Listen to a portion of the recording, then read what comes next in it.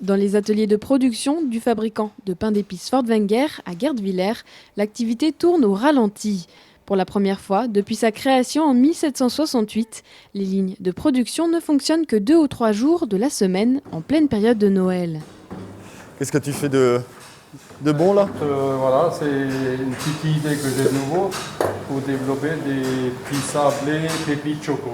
Notre responsable de production en fait est en train de faire des essais pour l'année prochaine.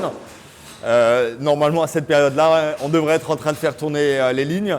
Mais vu qu'on n'a pas de travail, eh bien, on en profite dans l'immédiat pour faire des essais, pour trouver des nouveaux produits. La production a été déjà faite pour une bonne partie des marchés de Noël également, comme vous pouvez vous l'imaginer.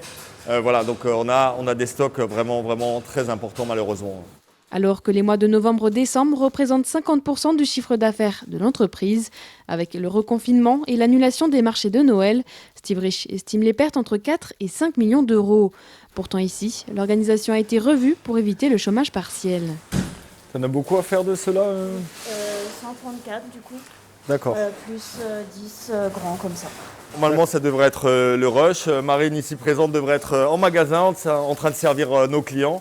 Malheureusement, nous n'avons quasiment pas de clients à Guerdwiller, donc elle prépare finalement en fait les cadeaux de fin d'année et ce genre de choses, voilà, pour essayer de faire en sorte de ne pas avoir recours au chômage partiel. Pour écouler son stock de Noël, le dirigeant de Fort Wenger compte sur le site internet créé en 2008. Il espère ainsi vendre entre 50 000 à 60 000 produits en vente par correspondance, soit presque 2 fois plus que les autres années. Côté boutique, on est loin de la traditionnelle affluence de la période. Elles ont toutes été fermées, toutes sauf une en fait, c'est la boutique de Guerdwiller, car c'est notre boutique historique et quelque part, voilà, on a ce sentiment qu'il faut qu'elle reste ouverte quoi qu'il arrive, on va dire, pour garder quelque part une petite lumière, une petite bougie allumée, on va dire, dans nos cœurs et pour y croire malgré tout. On compte sur la vente par correspondance, on espère que les clients vont commander chez nous. On compte également sur les commandes de colis de fin d'année, ce genre de choses.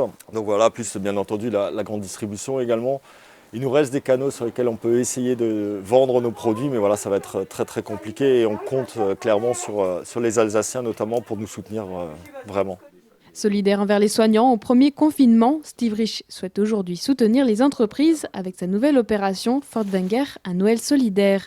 Avec elle, il offre de la visibilité sur le site internet et des flyers glissés dans les colis à 5 entreprises, associations et institutions qui soutiennent déjà les commerçants.